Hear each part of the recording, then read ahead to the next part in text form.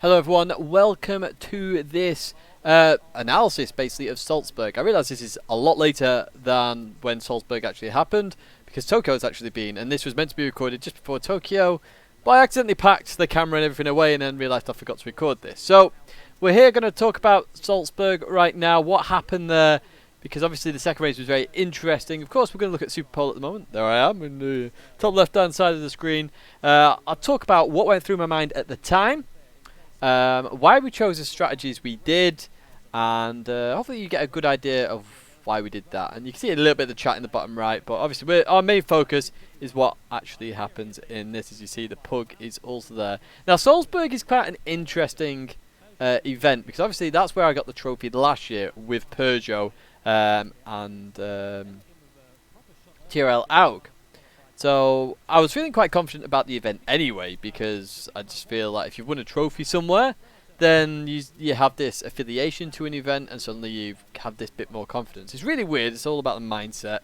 But I knew I could do well here. Now qualifying, we'd done the initial qualifying to get in the top 6 shootout, which I did. We were actually at P4 in that, but it was like a 10th covering the top lot, and we were actually on for P1 on one lap, but we really failed. Now we look at the top 6 shootout, and we always knew the Chevrolet would be coming near the bottom of this one, just because the FR cars really struggle in the rain.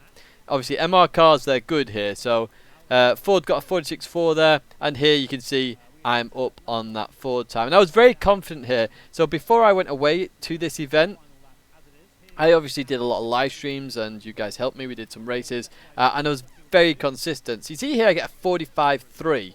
Now, I know during the times a high 44 is where we really want to be at, but a 45.3 gave me a little bit of confidence. A little bit of confidence, because obviously at the moment I'm top of the time sheets. And I was really focused on the Mercedes here more than any other car. Where were they going to come in terms of the time sheet? You see Peugeot there go into P2. We see Porsche come around. You can see they're actually up on our time at the moment as they come into the last corner here. And they're going to head to line. There's a little bit of a mistake there on the exit. Very easy to make the mistakes at Red Bull Ring in the wet, especially in a live event. A lot of people really don't understand sort of the transfer you've got to do at a live event to get the performance out the car, out of yourself. So as Mercedes crossed the line here, I was very concentrated on the times on the left. And when I saw Mercedes cross the time and hadn't beaten us, that gave me so much more confidence in the second part of the lap.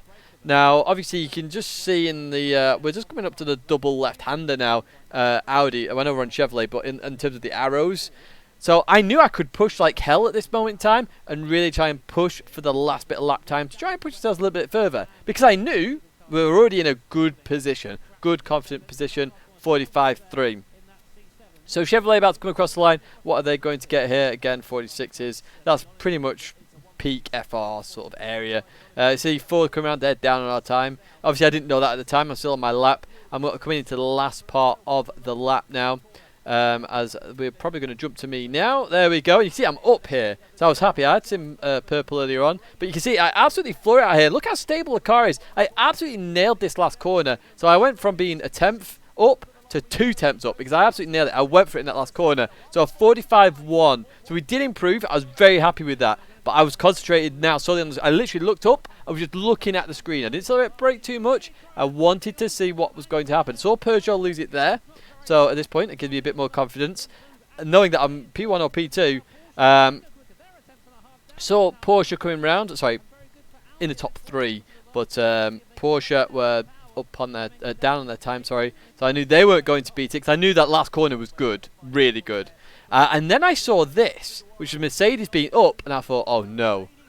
So then I was concentrating so much, and the minute this happens here, runs slightly wide, I knew it. I knew at that point I'd got P1, and I was so happy that I'd done that. So P1 with Audi, my first top 6 shootout, and we absolutely nailed it. I'm just going to go to me now. You can see I'm relieved, because one thing that is hard to put into words, as you can see, and I did have water coming down my eyes a little bit. I wasn't crying. It's like water. It's like I can't really explain it. So you see me rub my eyes here just because I am so happy. You can see Audi team there happy as well. So the big thing really, right? Oh, here we go. You see Hayden get on the radio as well. Zach and Aiden there. Hayden? Hayden. Sorry, Hayden. I don't know why I said Aiden then. Maybe the Japan jet lag, I don't know. But I'm feeling very okay. So just to explain a little bit, I was so relieved because in terms of top 6 shootout, like, I know I've got pace in Gran Turismo. You know, if I really put my mind to it and put some effort in, I really can get far in terms of lap times. I can get up there with, you know, the best. But it's very hard to do it a live event. And the fact that I nailed it there. Now, Audi was one of the strongest cars there, don't get me wrong. Along with Porsche and Peugeot. So we beat those guys, which is significant. And we beat Mercedes as well, which is a very good car there. I mean, we are slightly quicker than the Mercedes, but we still improved on our second lap. Our first lap would have got us pole as well. So I was over the moon with excitement. And like, yeah, it's a relief to prove that I still have the pace there and I can still perform at a live event. So that's why I was so happy.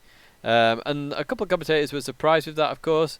You see me being miserable here, but I was trying to concentrate so much on what I was going to do next. So we'll just play this through. And there you go. I'm literally just trying to focus this at this moment. Think about the race that's going to happen. Team Audi! As the camera peels away there. So, let's actually get to the race now. This is what we're here about, really. So, the race.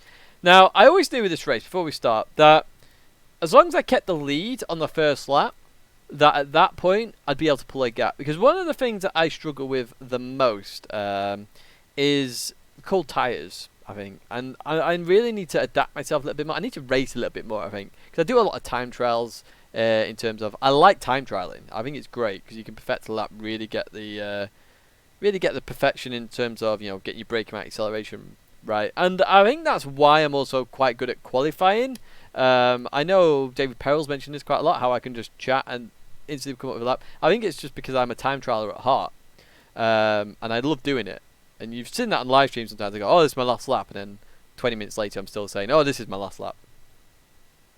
So in this race, the main thing that I'm worried about is lap 1. Once I've finished lap 1, or once I've at least done the first corner anyway, my tyres will start warming up and then I can concentrate on doing what I normally do in a race, which is just get my head down and just focus and control the race from there. Now, each driver has to jump in to the car. So our goal here, and there's no minimum laps other than the driver has to do at least 1 lap, of course. There's no, like, in terms of like hard, medium, soft, we're in the rain. It's wet. So it was all about tyre choice as well. Now, obviously in the test we'd done, we could do half the race on one set of tyres. So we did make the decision early that I was going to do the main stint and then Zach and Hayden were going to do the other stints. So in my head I was like, okay, let's nail lap 1 and then at that point I can focus. So we don't really practice the race starts, and that's kind of the critical thing here. And we did for this wet race, we did 1, but I was obviously starting P4 in that one because that was in the practice, and that's where we initially qualified in the 12-team one. But I was obviously leading the way here. So what I decided, and this is the interesting part, is I was going to use traction control initially, because obviously cold tyres, etc. Literally get the initial get-go and then turn it off and then focus. Now, Zach had actually given me a very good pointer on turn number 2, is to use first gear, and that actually meant I could turn traction control off the rest of the race. Obviously in the live streams we were using traction control throughout the race because it was a bit sketchy. Once Zach told me that little pointer, actually worked out nice. And that's the nice thing about working in a team. We can share pointers and really push ourselves to, you know, get ourselves as far up in the grid as possible. So you can see that we're going to start the race in P1 because of our Superpole. And let's just watch the start of this race. And I'll explain a little bit about what happens, and then we'll probably put it on fast forward a little bit as well. So you can see everyone's going to go line astern into turn 1, and we had to get this right. This is the critical thing, and I broke a little bit early here. I think so did the Porsche as well, but we got round, and you can see traction control working fine there, and accelerating out of there. Happy days. Now, accelerating up to this next turn, and this is the turn I was on about where Zach gave me the pointer of going to first gear. I was still using traction control at this point. It was after this corner I then started to turn it off. Into the brake zone. I broke a little bit early here as well, but we made it nice and easy. You can see Porsche in there, Peugeot in there as well. Everyone's making it through fine. You can see there, Porsche lost the rear a little bit. We have traction control on at that time, straight out the corner. Traction control is a bit iffy later on in the lap because it then starts to control the car for you, and I control the car with throttle. So if the traction control starts coming in, it has an impact, and that impact is never good because then you're fighting traction control, which you then can't control the car as well. And yeah, it becomes a bit of a problem. So you can see Porsche are on our tail a little bit there. You can see now the rear is starting to go on the car as well. That's because we turned traction control off, and now we can get our head down. At this moment in time, I'm happy, I'm confident. I know the minute we've done that, we can just go for it. You can see the fuel and tyre wear up there.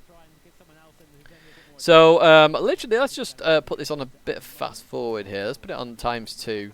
And then we can just talk about the gaps, and you can see it's up to 9/10 at the moment, so I can start to push a little bit here. I think the Porsche stays on my tail for a little while, and then I can really get going. You can see the rear going on some of these cars as well. You can see the gap staying about the same into the first corner. The first corner is the kind of critical one.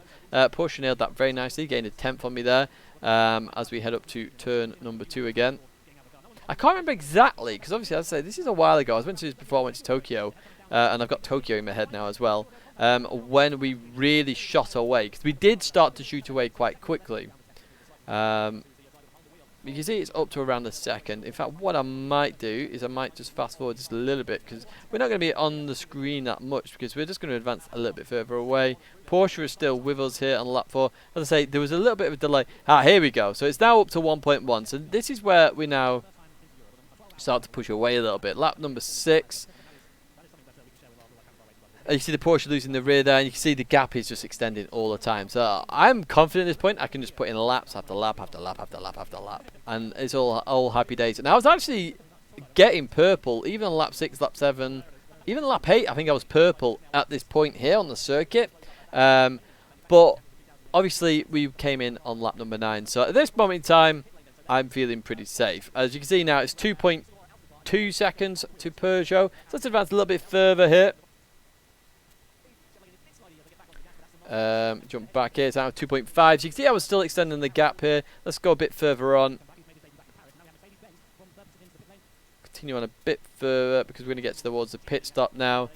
You see it's up to 2.7, 2.8. So you can see I was pushing. I was pushing well. I was in that zone that I get into, and I can just go. Yeah, I can just keep accelerating, going. You see the time dropping now. That's because we're coming in the pits. I wanted to get that right. There were some penalties there, or possibility of penalties. So Hayden gets in the car now. And Hayden does another good stint here as well. The gap doesn't really change that much. The car's in front. I think Hayden loses a tiny bit of time, but nothing major. I'm talking to Hayden. Just stay calm. Just keep doing what you're doing, and we should be fine. So I'm just going to skip through this part here. So what lap is it that Audi? What lap is it that we come in? Here we go. So this is the critical moment here, actually. So you can see Zach was in the car. Let's go a bit further back. Oh. So here we go. So Zach's just got in the car here, coming into the braking zone here, and just taps Peugeot there in the braking zone. So it's one of those things where you get in the car, and literally, you just, you're not warmed up. You jumped in the car, got to go, got in the slipstream. Dirty air, obviously, at this moment in time is quite significant. Got into the braking zone, just got into the back of Peugeot. So on the radio, I just said, stay calm. You can see here, you can see how he just outbrakes himself a little bit. And he gave Peugeot, made sure Peugeot stayed ahead as well. Let's just slow this down a little bit. So I was on the radio just saying, calm down, just stay focused. They've still got a pit ahead. Peugeot and Mercedes still have the pit. You're still in the lead.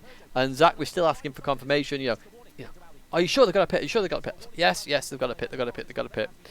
Obviously, they're slowing us down a little bit here because the Audi has some pace. The drivers are up ahead. They maybe changed tyres. I can't remember if they were changing tyres or not. It's hard to tell because obviously it just says wets to wets. And you see Porsche getting very close to us here. Now, Zach does some absolutely brilliant defensive driving in this one. Absolutely brilliant defensive driving. In fact, I think we've missed a lap as well in terms of Zach hits the Peugeot twice in this. I'm not going to go back to it now. But as I say, I was on the radio saying, just calm down, just stay behind them. All you got to do is stay behind them. They're going to pit, you come out. Once it's all over, you're in the lead. Then we can bring it home. As you can see, road beef in there. I keep apologising for this because I keep calling it, Tristan roast beef. I have no idea why. Team Mercedes have come in the pits now. And this is how fast a pit stop actually is. You'll see this. Mercedes come in the pits, okay? Watch where they come out. Watch where they come out here. Because look, you can still see the battle here. So straight into it. So Ant's in the car here. You can see we're up to P2 now. And Peugeot was slowing us up here a little bit. Because we really did need to get ahead.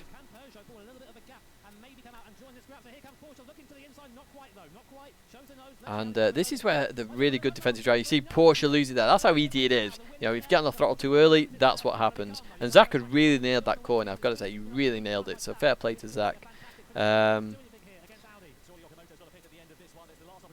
Obviously, you may have heard Tom say that Peugeot need to pit essentially, and they do need to pit still. See that in the top left, it says 1. Everybody else is on 2. So it's 1 lap. We have to survive 1 lap. So into the second left. You may have heard Jimmy say that it's their race to lose. That's critical here. So let's see if Peugeot jump in. And there you go, they jump in. So now we have 1 lap basically. We have to survive as Audi. And this is where Zach does some brilliant defending, I've got to say. As you can see, I'm concentrating there. I'm trying to just focus on what is going on. So through we go, turn 1, and this is where slipstream comes into play, heading towards turn number 2. You can see that gap coming down there, 4 tenths down to 3 tenths. We've got this on 1.5 speed, by the way, just so we can speed it up a little bit. And you can see there, Porsche trying to go for some form of cutback. See, we lose the rear a little bit here, and Porsche are going to be right on our tail. So this is where I was a bit worried, right? I'm going to just slow this, I'm just going to slow this down a little bit. Let's go back to the screen that we're on before. So you can see here Zach is going to go down this left hand side, and I thought, oh no, this is where we're going to lose the race, because he doesn't go as defensive. Now Zach has obviously nailed this braking zone beautifully previously, and he's confident enough to do this. So if you watch this now, he stays to the left, and I thought, no, that's a mistake. And look at that, he brakes but in towards the middle, and he's perfect. So Porsche now on the right side, but obviously this gives Zach the inside for the next left. So this is amazing defending here by Zach. So he nails this perfectly. Into the braking zone we go. And he's still on the racing line here, and he's got the gap. So round he goes. Very safe exit there as well. Into the next left. Absolutely nails it again. And then it's just a few corners to go. So it's all on Zach here. I know Zach was nervous with this as well towards the end. Heading towards the final few corners, you can see. And this is where it gets sketchy, because obviously the last corner is sketchy anyway. We saw that in the Superpole. It's the same in this race. Remember, Tywear's on in this race as well. So he comes through this corner. And then at that point, we knew he nailed it. Straight on the radio. Yes. Absolutely screaming. And you see how happy Zach is as well. I'm on the radio. I'm never sure whether we can jump up or not. That's the critical thing here. So I'm just on the radio saying, really well done. Congratulations. So is Hayden on the mic as well. It's good effort by Zach. Absolutely brilliant. See how relieved he is. There's Carl Lamb coming up just to congratulate Zach. Really good effort by Zach. Honestly, it was superb. Absolutely superb. And you see we get up now. Because I'm never sure if we're allowed to get up or not, as I say. I'm never sure. But it was brilliant effort by Hayden, Zach. And, yeah. We did it. We won a race with Audi. So, I suppose one of the things here that is a bit more disappointing is this race is only worth 12 points, whereas the second race is worth 24. Now, if this was the opposite way round, or worth the same, this is a much bigger win than this. But it is what it is. So you can see Zach is just explaining stuff there. So we actually have an interview with Julia here, and you can see that down at the bottom. So we're in this interview, right? And in the background, they're trying to rush it on a little bit because they're trying to get into the next race. So this is the first point that I've got to make here. Let me just pause it there. There we go, the full Audi team on.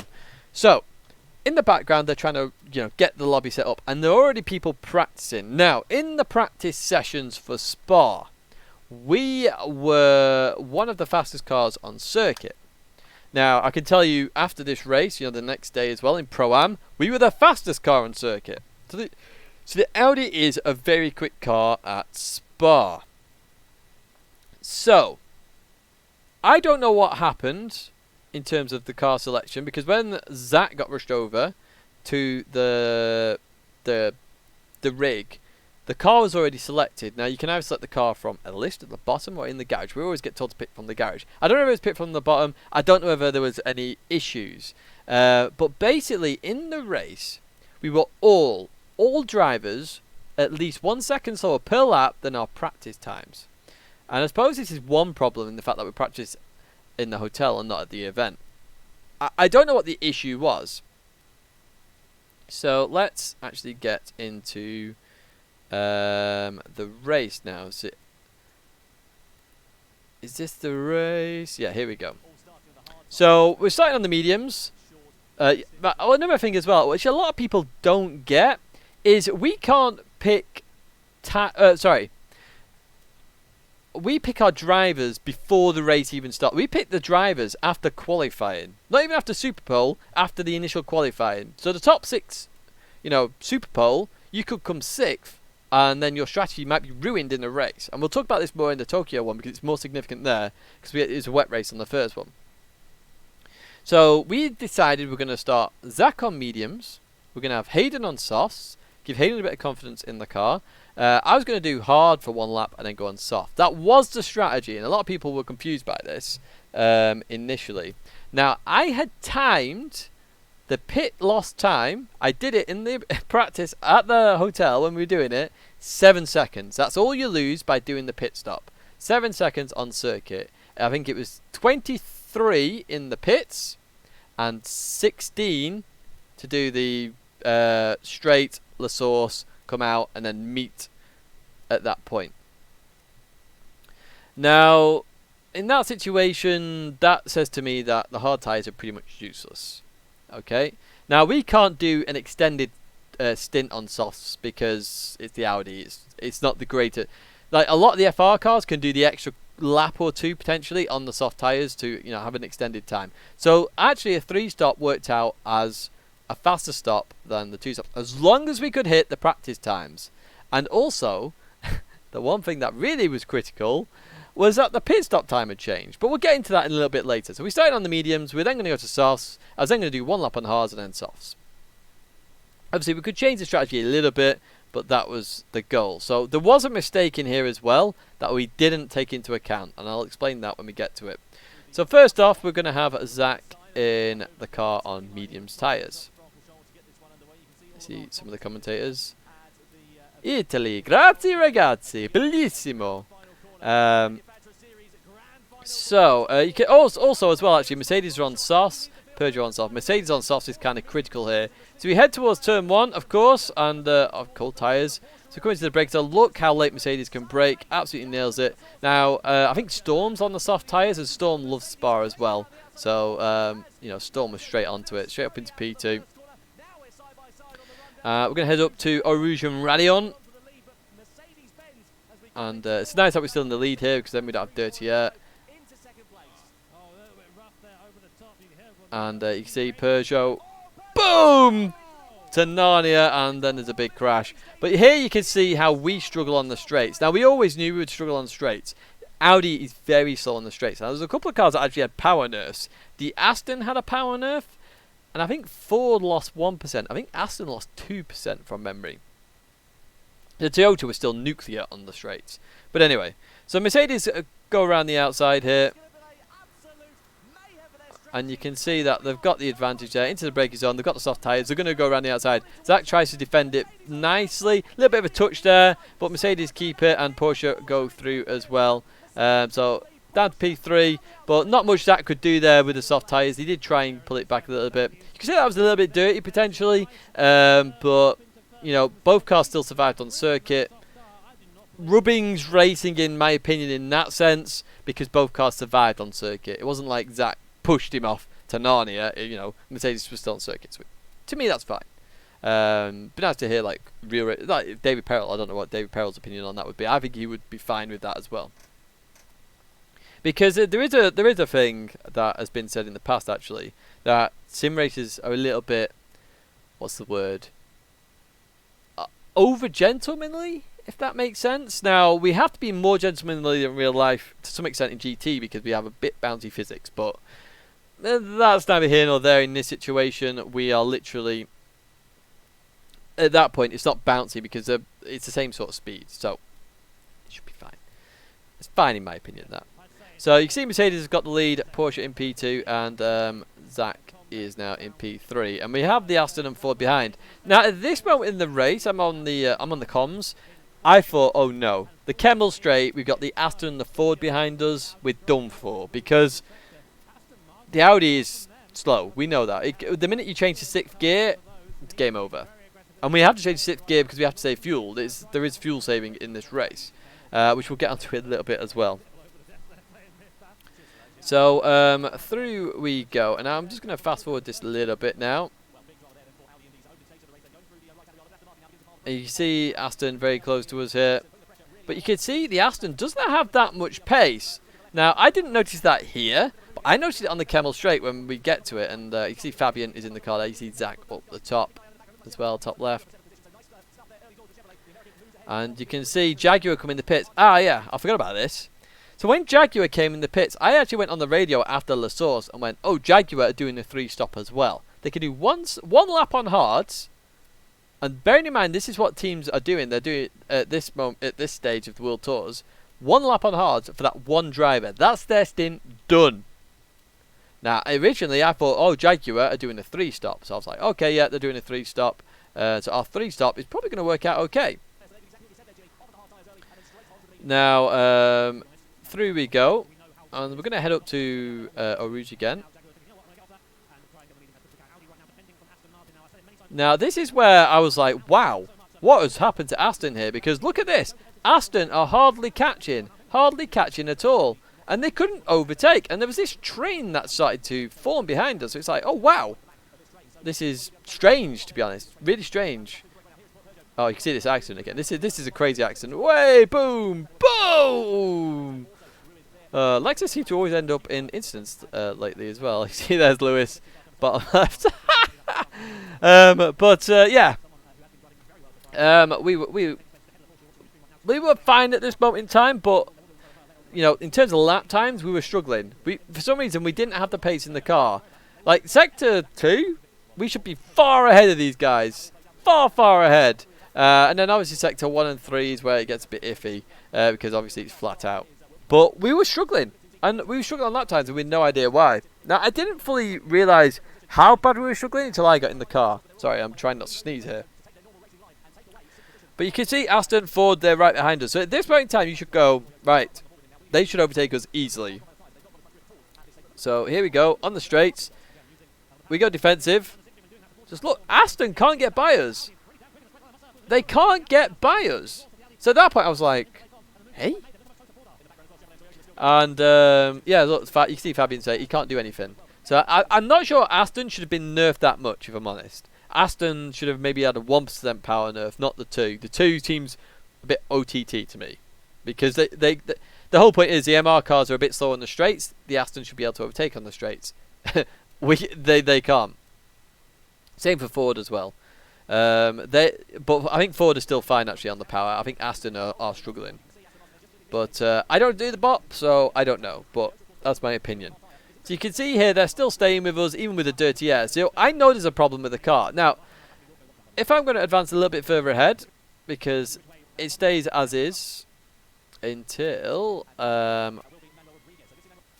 we come in on this lap, I believe it is.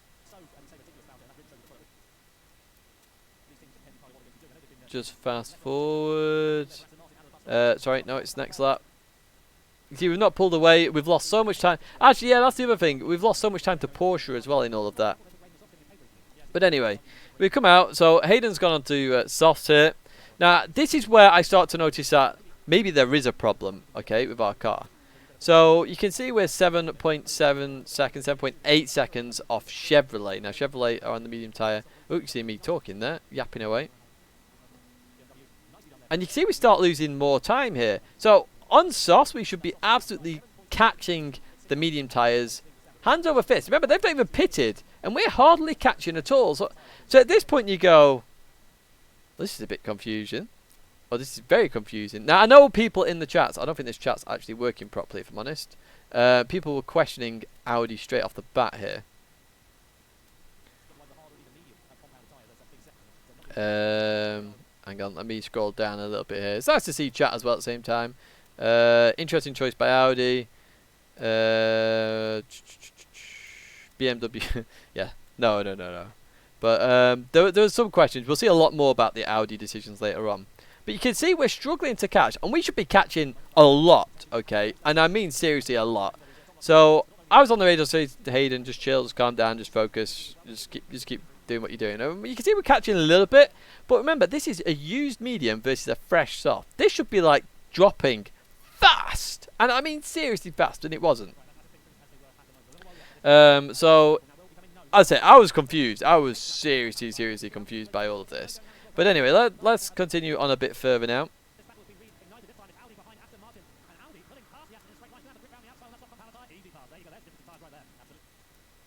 So you can see we overtake the Aston. Let's just go a bit further on. I'm trying to get to the point where I get in the car. So, yeah, here you go. Let me advance a bit further back. So you can see we've come in on lap 10. Now let me explain the problem here. Hayden was actually meant to stay out for a bit longer. However, we miscalculated fuel completely in this, and this is our mistake. So Hayden was meant to stay out longer, but he couldn't. We couldn't get the extra lap. So I came out here on hards, and Peugeot are about to overtake us. Now I'll let Peugeot overtake us actually. We're on hards. We're behind soft here. Yeah, at this point I went on the radio and was like, we might as well just continue with our 3-stop strategy. Because at this moment in time, we're done for. We're absolutely done for. Because we got BMW on mediums, we got Chevrolet on softs. We're literally near the back, basically, at this point. Near the back. And, in fact, if I scroll down in the chat, I think people start... So, yeah, Thunderstorm nailed it. Don't get the Audi strategy by Key there. Not sure what Audi strat was. Audi has to with their tyre life. That's a little bit true. What kind of Audi strat is that? So a lot of people were confused by this, and one of the reasons is because of the fuel issue. But we were always going to do the 3-stop. Now what we are going to do is when I come in the pits again, is actually time it, because actually the pit stops are longer than 7. I think you lose 12 seconds in this race, but it was 7 when we timed it. So this was a little bit disappointing to some extent, but you can see where we are in terms of the race. And now actually that's the other point. Look how fast BMW have caught up to us. They've gained 2 seconds on the hard tyre already, and this is the kind of gap that we should have been seeing with the softs to the mediums as well. So you can see I had to come back in. Anybody saying that I should have stayed out on hards is wrong completely, because it's there's no point. So you look at that, they've gained 3 seconds in the lap. 3. So I'm going to come in the pits. I'm going to put the softs on, and you'll see me come out here. Oh, we were going to time that, weren't we? But yeah, it was longer. Let me just put it back on. In fact, it might be hard to do actually. Trust me on this, I have timed it. I'll see if I can time it, and then you get the idea of what the hell's going on.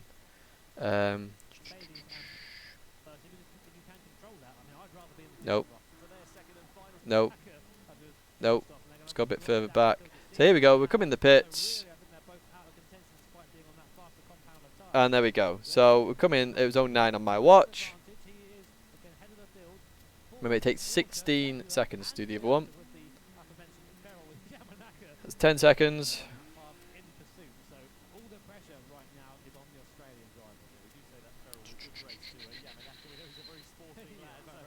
Still not out the pits yet. Still not out. Still not out. Still not out. Still not out. We're out now. So that was 35. So you can see the difference there straight off the bat.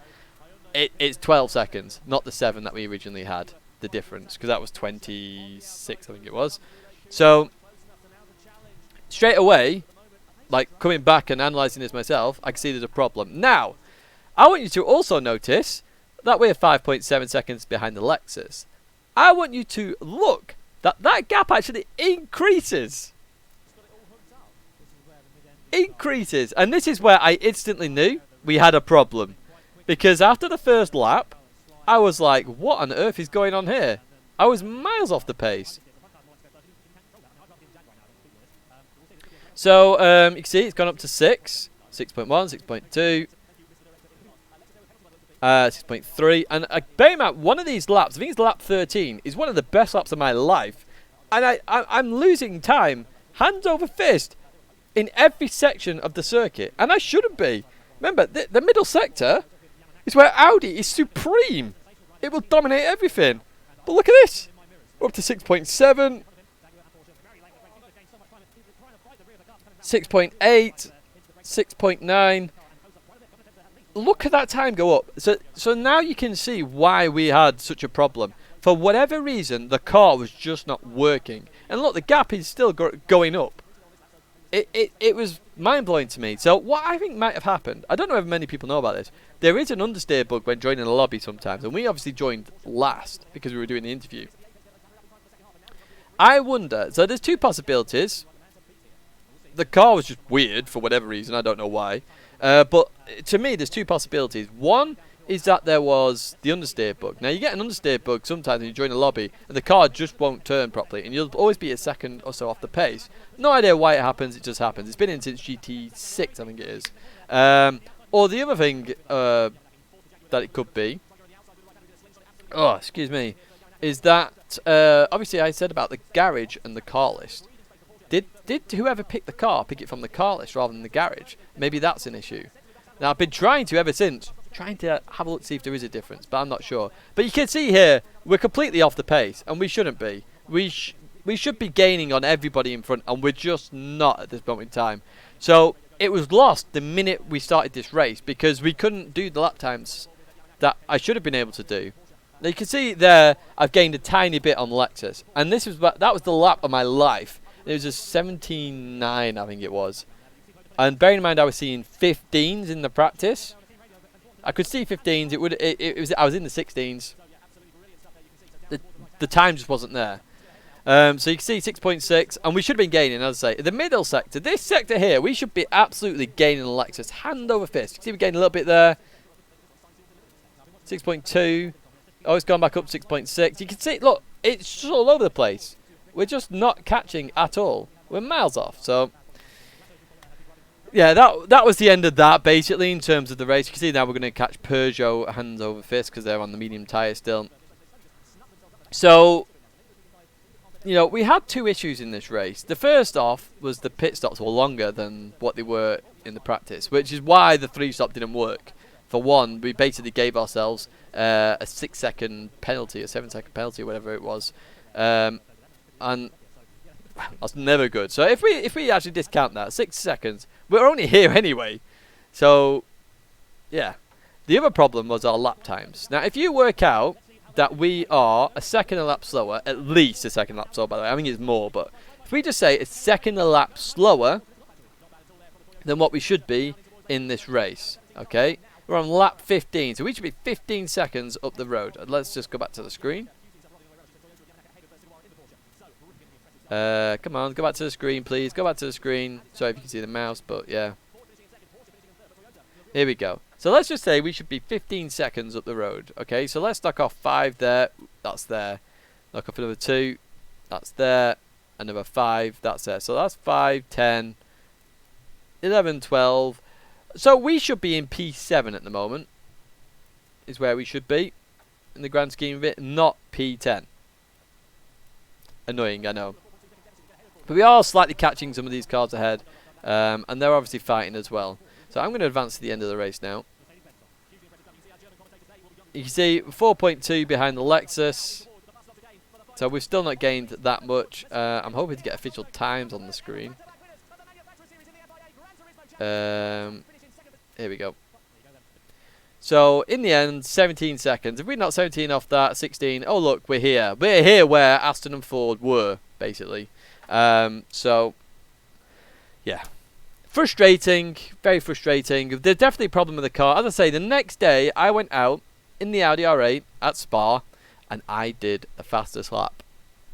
And I was facing Yamanaka, and I was facing in the Pro-Am, and I had 2 laps to do it. So Yamanaka, I beat Yamanaka, I beat everybody basically in the R8, and Yamanaka was in the Toyota. So I know the pace was there, and Toyota came up here. We just didn't have the pace. And I say it was at least 1 second. So I think it was more than that, and I think we should have been up here in the end, but we weren't because, yeah, as I say, we had a weird issue. So it is what it is. We actually in the end got, where's the points table? Here we go. So we came P7 in the end.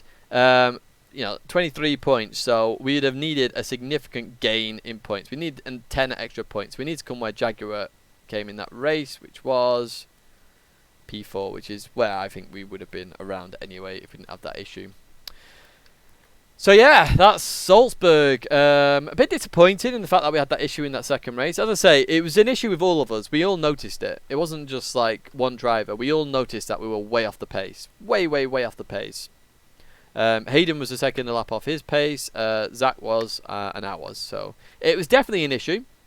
I say one of lap 13 or 14, I had one of the best laps of my life. It was 17.9, and I could see 15s in the practice. So yeah, explain that one.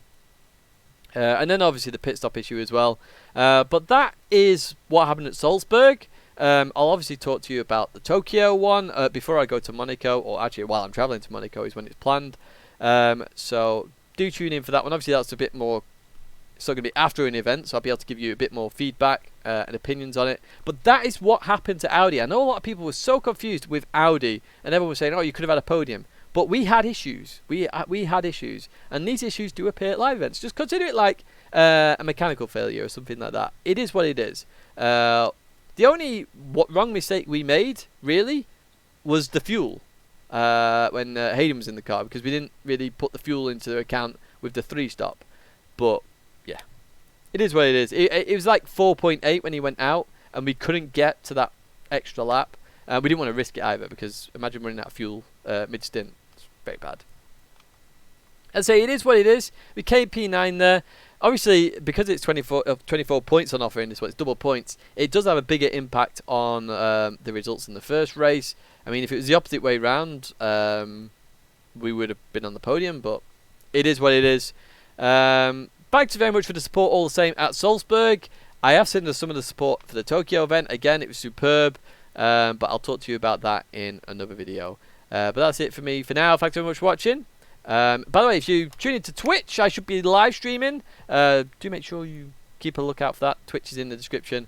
But yeah, I'm going to disappear for now. And I'll see you very soon in another video. Ciao.